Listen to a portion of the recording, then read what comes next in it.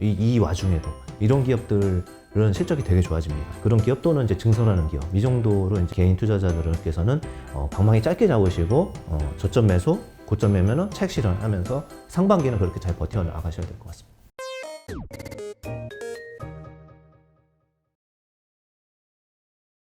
안녕하세요. 안녕하십니까?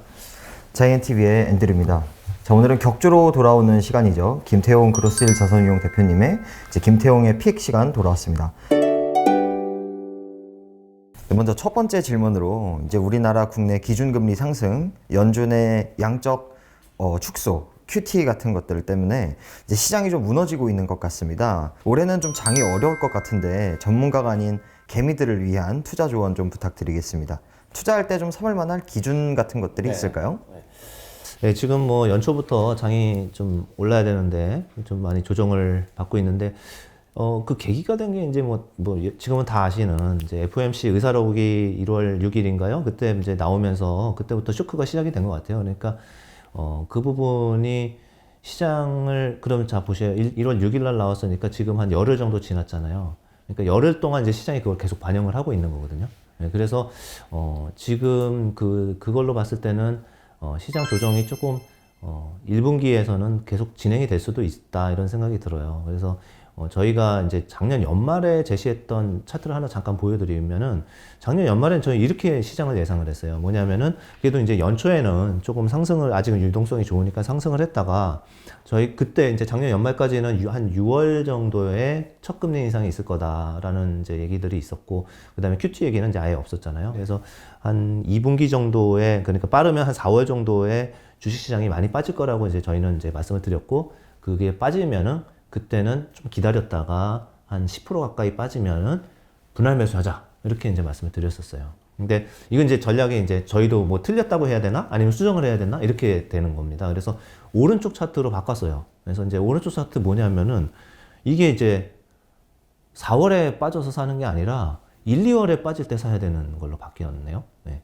그래서 이제 뭐 당연히 이제 금리 인상이 3월로 당겨진 거고 그 다음에 금리 인상 횟수도 4차례로 거기다 QT까지 하반기에 들어간다. 이러니까 굉장히 메가톤급으로 들어왔어요. 그렇기 때문에 이거는 이제 시장에서 예측을 좀 못했던 것 같고요. 글로벌 IB들도 이제 좀 이따 보여드리겠지만 다 갑자기 1월 한 둘째 주부터 다 수정했어요. 전망을. 네. 그러니까 패드가 이렇게 보여주니까 뒤따라 다 따라간 거죠. 그래서 그렇게 해서 지금 이제 결론적으로는 보면은 매수는 좀 천천히 하셔야 될 것 같습니다. 그리고 매수는 철저하게 지수가 낮을 때 빠질 때 이런 쪽으로 해야 돼요. 그래서 1분기에 그러니까 예를 들면 2월 달에도 빠질 수 있어요. 그래서 왜냐면 3월에 금리 인상이면 2월 달에 빠질 수 있거든요. 그렇기 때문에 철저하게 저점 매수를 해야 된다. 이제 이렇게 보고.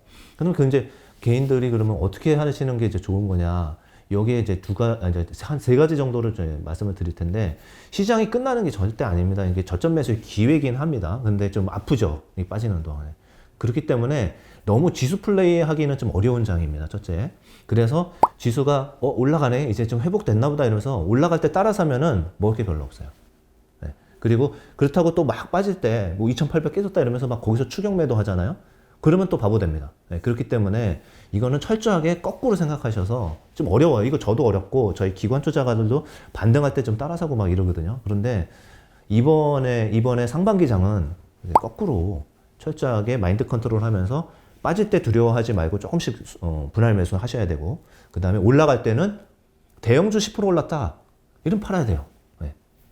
옛날 저희는 그렇게 안 하지만 개인들은 그렇게 하셔야 됩니다. 네. 대형주가 뭐 20% 30% 오르는 장은 아닙니다. 네. 그게 첫 번째 이제 지수 플레이 할 때는 그렇게 해야 되고 두 번째로는 종목장은 계속 됩니다. 그렇기 때문에 종목을 포커스 해가지고 그전 같으면은 이제 종목이 뭐 2차전지 좋다 이러면은 한 10종목 이상 되잖아요. 거기서 이거저거 막 담고 이랬는데 지금 압축해야겠죠.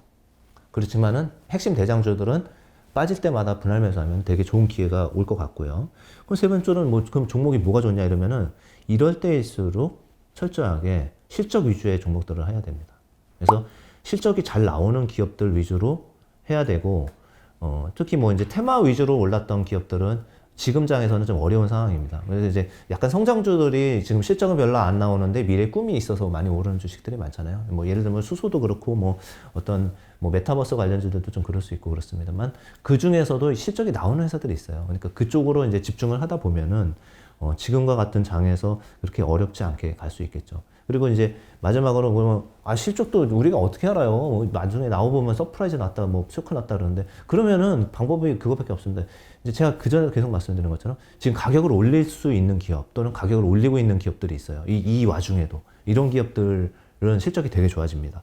그리고 또는 이제 지금 물가도 많이 올라가잖아요. 그런데도 가격을 올릴 수 있는 기업들은 정가하는 거거든요. 그래서 그런 파워가 있는 겁니다. 그래서 그런 기업 또는 이제 증설하는 기업 이 정도로 이제 이제 개인 투자자들께서는 방망이 짧게 잡으시고 저점 매수, 고점 매면은 차익 실현하면서 상반기는 그렇게 잘 버텨 나가셔야 될 것 같습니다. 이제 일각에서는 현재 국내 장이 안 좋은 이유 중에 하나가 이제 LG엔솔 상장 때문에 수급에 좀 어려움이 있어서 떨어지고 있다 이런 분석도 있습니다. 이것에 대해서는 좀 어떻게 생각하시는지, 그리고 LG엔솔 상장 후에는 오히려 우리나라 증시가 좀 단기 반등할 수 있을지 궁금합니다. 네. 우리나라가 조금 미국만큼 많이 빠졌죠. 근데 이번에 사실 외국인들이 많이 사고 있는데 그래도 이제 많이 빠졌어요. 그리고 이제 제일 큰 이유는 물론 이제 금리 상승이나 이런 메가톤급 변화들이 있었지만 동시에 한국의 수급적인 문제로 이제 LG엔솔이 당연히 이제 오늘 내일 총약이잖아요. 그러니까 대규모 자금이 기관 투자 자금도 뭐 경이상의 이제 자금 이렇게 청약을 했었던데 그래서 이제 기관 투자가들은 어떻게 하겠습니까? 예를 들어서 2차 전지에 세계에서 제일 큰 기업이 들어오는 이제 뭐 시총으로는 두 번째 큰 기업이죠. 이런 게 들어오는데 이러려고 그러면은 이제 기존에 대체로 갖고 있었던 회사들을 줄여서 결국은 이제 소재들 많이 가 있었을 거고 그다음에 SDI나 뭐 이렇게 이노베이션 이렇게 가 있었을 텐데 이런 쪽을 이제 줄여서 준비를 했죠. 그래서 제가 보기에는 이제 기관 투자자들은 준비가 어느 정도 됐어요. 이게 팔 거 많이 파는 것 같아요. 그래서 그것 때문에 피해본 2차 전지 소재주 핵심주들은 저는 분할 매수 타이밍이 시작됐다고 생각합니다. 개인적으로. 그 대장주는 여러분께서 이제 잘 아실 것 같고요. 그래서 그런 피해는 이제 지나갔고요. 이제 개인들의 이제 수급은 이제 공모주 시장 리그랑 상장 주식 시장이랑 리그는 좀 다르긴 하거든요. 그래서 이제 그게 큰 영향은 이제 없을 수 있는데, 근데 이제 단순히 생각해 보시면은 시총 비중이 어느 정도 되냐. 만약에 70조로 들어오잖아요. 그런데 이제 바로 이제 100조는 넘어갈 것 같은데, 그렇게 되면은, 시가총액 비중은 하이닉스 바로 다음이거나, 뭐 따삭 나가면 하이닉스를 넘어서거든요. 그러니까, 시장의 뭐 3에서 4% 정도의 비중을 차지하는 건데, 그러면은 한국이 3, 4% 올랐어야 되는데, 걔가 다 잡아먹은 거죠. 그렇기 때문에 영향은 분명히 있다. 영향이 크다. 그런데 그 영향이 지금부터 이제 여기서 팔아야 되는 게 아니라, 이제 영향이 거의 이제 막바지 단계라는 거죠. 미리 준비는 다 했습니다. 준비는 다 했고 이제 이거 받을 거만큼 돈도 마련해 놨고요. 기관 투자자들은. 그렇기 때문에 이걸 받고 난 다음에 이걸 더 사든지 아니면은 그걸 피해받은 종목을 더 사든지 마지막으로 이거 LG엔솔이 뭐 120조인데 다른 2차 전지들은 이거밖에 안 돼? 이러면서 이걸 살 수도 있습니다. 그렇기 때문에 이제 뭐 그 파괴력은 엄청났습니다만 그 준비는 이제 끝났다. 그래서 서서히 다시 수급 때문에 팔 필요는 없고요. 이제 수급 때문에 많이 빠진 것들을 사는 이러한 시장이 될 것 같습니다. 네. 글로벌 이제 전망을 봤을 때 올해는 좀 선진국보다는 신흥국이 상대적으로 아웃퍼폼 할 거라는 분석도 있습니다. 대표님 생각은 어떠신지, 또 만약에 그렇다면 네. 올해 신흥국 중에서 가장 주목해야 할 국가가 어디인지 궁금한데요. 이제 제가 차트를 보면 중국 시장하고 미국 시장하고 한국 시장 같이 이제 주가를 연초 이후로 그려놓은 게 있습니다. 네. 그걸 보시면은 뭐 어제 기준이긴 한데요. 미국 시장은 쉬었고. 근데 이제 미국 같은 경우는 MSCI 차이나 기준으로 연초 이후로 4%나 올랐어요. 네. 4%나 올랐고, 그 다음에 반면에 한국은 뭐 엔지에손 영향도 있고, 그 다음에 뭐 이런 부분적인 영향이 있어가지고 한 3% 정도 빠졌고요. 미국도 S&P 500 기준으로 3% 정도 빠졌습니다. 무슨 얘기냐면은 선진국에서 금리를 올리고 미국에서 이러면은 달러 강세가고 이머징 국가들 쫙 빠지는 거 아니야? 이렇게 했는데 의외의 결과가 나오는 거죠. 근데 이런 부분들은 이제 제가 한 달 전에도 3%하고 이제 뭐 여기하고 이제 나가서 말씀드렸던 게 올해 2022년은 이머징 중에서 아시아, 특히 한국 같은 경우가 미국 시장보다 나쁘지 않을 것 같다라고 말씀을 드렸었어요. 그리고 지금도 이제 똑같은 그 말씀을 드리고 싶은 거고, 세 가지 간단하게만 다시 한 번만 짚어보면은, 첫째는 작년에 미국은 27% 올랐잖아요. 한국은 4% 올랐어요. 네. 그 중국도 마찬가지입니다. 중국도 4% 올랐어요. 그러니까 미국은 잘했죠. 매년 잘할 수는 없잖아요. 첫 번째. 근데 두 번째, 한국은요, 금리 벌써 3번 올렸어요. 네.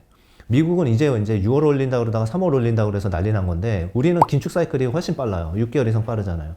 그러니까 영향을 많이 이제 이미 받은 거고, 그 다음에 중국도 마찬가지입니다. 중국은 사실은 작년 내내 어떻게 보면은 긴축에 비슷한 그런 것들을 했었어요. 그래서 기업들에 대해서 뭐 헝다그룹이라든지 부동산 옥죄고 빅테크들 때리고 이런 규제 일본도의 정책이었어요. 근데 이제 올해는 뭐 시진핑 말기이기 때문에 올해는 지준율 지금 3번째 내리고 있죠. 또 더 내릴 겁니다. 중국은 올해는 완연한 그 이징, 그러니까 완화 금융. 미국은 QT, 중국은 QE 이렇게 이제 비교하시면 되죠. 그러니까 중국이 오르는 거예요, 연초에.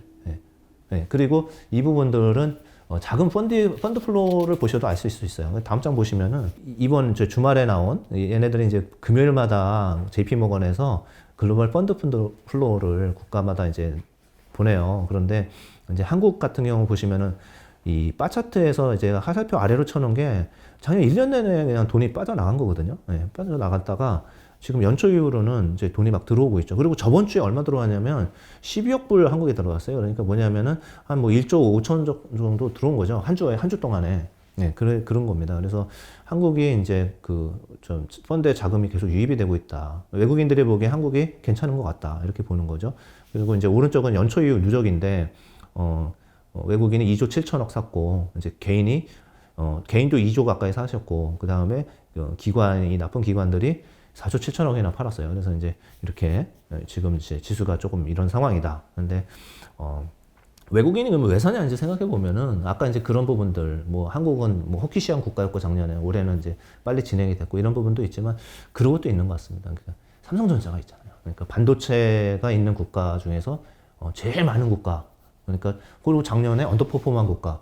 PR이 10배밖에 안 돼. 자기네보다 반밖에 안 돼. 이러니까 한국이 그런데 이제 기업 모멘텀이 살아난다고 이제 이렇게 되는 거죠. 그래서 지금 외국인들은 반도체의 사이클을 좀 좋게 보기 시작한 것 같습니다. 지금 이제 조정을 받고 있는 섹터 중에 좀 매수할 만한 기회가 있는 곳이 어디가 있다고 생각하시는지, 또 올해 1분기 정도에 이 개인 투자자들이 투자할 만한 섹터나 종목에 대해서 추천을 좀 부탁드리고 싶습니다. 네. 그 이제 실적이 우리나라 그냥 이제 작년 9월까지 한국이 기업이익이 계속 올라갔었어요. 상향 조정이 계속 되고 있다가 9월부터 하향 조정이 시작이 됐어요. 그때는 이제 그때도 반도체였어요. 반도체 가지고 생각보다 이제 가격 하락이 심하다라 그러면서 계속 어닝이 다시 하향 조정이 시작이 됐고, 미국도 상향 조정되고 있고 대부분의 국가가 기업이익이 상향 조정이 되고 있었는데 한국만 하향 조정되니까 이제 안 좋았었던 거죠. 그런데 또 이상한 변화가 생겼어요. 작년 12월 말부터 제가 이제 매주 보거든요. 매주 보는데 12월 말부터 해서 한국의 기업이익이 다시 상향 조정이 되기 시작했습니다. 그러니까 이건 뭐냐면은 우리나라에 계신 모든 애널리스트 분들의 기업이익에 대한 추정치들이 나쁘게 보다가 그렇지 않네라고 다시 변화를 준 거예요. 그래서 이제 차트 보시면 오른쪽에 보시면은 이게 한 달에 대한 어닝 추정치 변화인데 0.6% 지금 올라가고 있어요. 그래서 중국이나 이런 데는 빠지고 있는데 한국 같은 경우는 대만과 함께 기업이익 추정치가 올라가고 있다. 이제 이렇게 보셔야 될 것 같고요. 왼쪽에 있는 차트는 뭐 선진국의 기업이익 조정은 지금도 계속 상향 조정이 되고 있어요. 그래서 이제 기업이익이 그나마 상향 조정되고 있는 것들이 이 전체 증시의 버팀목이 될 것 같습니다. 네. 그런데 그러면 이제 어느 쪽이 상향 조정이 되고 있나를 한번 보겠습니다. 그래서 이제 그래야 제가 처음에도 그 말씀을 드렸잖아요. 올해는 상반기는 특히 이게 변동성이 심하기 때문에 기업이익이 좋은 애들한테만 포커스해서 거기 있어야 된다. 이제 그 말씀을 드린 거니까 한번 보겠습니다. 상향 조정. 이거는 종목 추천이 아닙니다. 왜냐면은 이건 퀀트로 해서 실제 애널리스트들이 추정치를 올린 기업들을 그대로 여기다가 써놓은 겁니다. 네. 그러면은 반도체가 이제 첫 번째로 이제 2.8% 정도 상향 조정이 됐습니다. 그래서 이제 삼성전자, 그 다음에 하이닉스 둘 다 비슷하게 됐죠. 그리고 이제 요거는 파운드리 회사인데 DB 하이텍 같은 경우가 좀 많이 됐어요. 5.6% 정도 상향 조정이 됐습니다. 그 다음에 굴뚝주에서는 조선, 그래서 한국조선해양을 포함한 조선주들이 한 10% 정도 기업이익이 상향 조정이 됐습니다. 지금 워낙 적자가 났었고 베이스가 낮은 상황에서 이제 약간씩 턴하는 거겠죠. 예. 그리고 이제 여러분은 뭐 별로 관심이 없으실 수 있지만 은행 같은 경우도 이익이 상향 조정이 되고 있어요. 그리고 지금이 금리 인상 사이클에 들어가 있지 않습니까? 이런 경우는 은행들이 돈을 많이 벌 수밖에 없죠. 왜냐하면 예대 마진이 좋아집니다. 그래서 대출은 금리는 빨리 올리고 그다음에 예금 금리는 천천히 올리고 이게 구조적으로 그렇기 때문에 금리 상승기에는 예를 들어 보험주라든지 은행주 이런 기업들 이런 업종들이 이익이 좋아지기 시작하죠. 그래서 미국도 보시면은 은행주 ETF가 있거든요. 또는 뭐 뱅크 오브 아메리카나 이런 것들 JP 모건 이런 거 보시면은 은행주들이 상당히 퍼포먼스가 지금 나스닥 빠지고 빅테크들 빠지는데 은행주 올라가고 있어요. 이제 이런 모습들을 보실 수 있을 겁니다. 그리고 여기다가 이제 실적이 또 뒷받침 된다는 거죠. 네. 그래서 이제 이런 업종들이 실적이 이제 상향 조정이 되고 있고요. 반면에 조금 이제 실적이 하향 조정되고 있는 기업들도 있어요. 그래서 이 부분들은 참고로만 봐주시면 될 것 같은데요. 이제 다음 페이지에 보시면은 소프트웨어 이제 유통 뭐 IT 하드웨어 중에서 일부 이런 쪽들이 이제 어닝이 약간 하향이 조정이 되고 있습니다. 그런데 이런 부분들도 뭐 계속 이르진 않을 거예요. 그러니까 이 부분은 주가의 레벨을 보시고 판단을 하시면 될 것 같습니다. 이제 우리나라 최고 핵심 산업이라고 할 수 있죠. 이 반도체 산업 전망에 대해서는 좀 어떻게 생각을 하시나요? 주로 이제 우리나라 대형 반도체주인 삼성전자와 SK 하이닉스 주가에 영향을 많이 주는 뭐 디램 가격 등에 대한 예상이 궁금한데요. 그 두 기업 중에 또 어떤 기업이 나올지도 궁금합니다. 반도체는 이제 뭐 지금 반도체 좋게 이제 많은 전문가분들께서 얘기를 하시기 시작하시니까 한 달 반 정도 이제 지난 것 같습니다. 거의 두 달 가까이 된 것 같습니다. 그래서 이제 반등도 조금 어느 정도 계속 8만전자 뭐 어느 정도 이제 반등을 했죠. 그런데 이제 업황을 먼저 말씀드릴게요. 그러니까 주가 따로 업황 따로 말씀드리면은 업황은 완연하게 회복을 하고 있는 상황입니다. 그런데 반도체 가격은 아직도 빠지고 있어요. 그래서 1분기에도 원래는 10% 빠진다고 그랬는데 고정거래가 기준으로 근데 한 5%밖에 안 빠질 거다 이런 뉴스들이 계속 나오면서 반도체주들이 반등을 시작한 거거든요. 그래서 이제 이런 부분들이 충분히 반영이 됐고요. 이제는 조금 더 좋아질 일들이 많이 남아 있습니다. 뭐냐 하면은요. 이제 빅테크 기업 중에서 지금 적극적으로 투자를 하고 있는 회사가 있습니다. 어떤 회사일까요? 여러분 아시는 이제 페이스북의 메타라는 회사입니다. 그래서 지금 이제 페이스북의 메타는 열심히 이제 가상세계, 그러니까 메타버스의 그 세계를 준비를 하고 있죠. 그렇기 때문에 서버 투자도 굉장히 많이 하고 있고요. 그런 부분들이 이제 올해 말에 발표될 수도 있고, 이제 언제 나올지는 모르겠습니다만은, 결국은 그 환경 자체는 뭐냐면은, 지금 이제 페이스북 안 하시는 분들도 계시고, 대신 이제 뭐 네이버에서 뭐 하시는 분들도 계시겠지만, 저희가 자주 가는 사이트들이 있지 않습니까? 그래서 글 올리고, 일상 올리고, 댓글 이렇게 누가 달아서 소통하고, 이런 부분들이 지금은 다 평면에서 하지만은, 결국은 메타라는 기업이 구현하고 싶어 하는 것들은 뭐 가상 세계의 3D 공간에서 지금 현실 세계와 비슷한 쪽에서 그거를 똑같이 하고 싶은 거지 않습니까? 그렇게 되면은 기술적으로만 뒷받침이 되게 되면은 그 부분을 아마 여러분 카카오 하루에 뭐 10번 들어간 듯이 아마 그런 메타 월드에 한 뭐 5번 이상 들어가서 생활의 일부가 될 수가 있습니다. 그런데 그거를 하려고 그러면은 사실 어마어마한 전산 투자가 필요한 거죠. 네. 그 서버 투자가 많이 필요하고 그래서 작년 연말부터 갑자기 페이스북이 삼성전자의 오더를 서버 디램에 대한 오더를 좀 예상보다 높게 낸 것들입니다. 그래서 이러한 투자들은 계속이 될 거고요. 이런 투자가 되면서 동시에 지금 소비는 괜찮아요. 경기가 좀 둔화가 되고 있지만은 소비는 굉장히 양호한 편이기 때문에 저희가 뭐 노트북이라든지 PC에 대한 수요도 계속 있을 겁니다. 그래서 그리고 애플 아이폰 애플 아이폰 13 이것도 되게 잘 팔리잖아요. 애플도 아이폰 가격을 올리고요. 이런 그 가격을 전가할 수 있는 기업들이 많이 있습니다. 그러면서 동시에 그만큼 또 반도체 수요가 늘어나는 거죠. 마지막으로 이제 5G 같은 경우도 마찬가지입니다.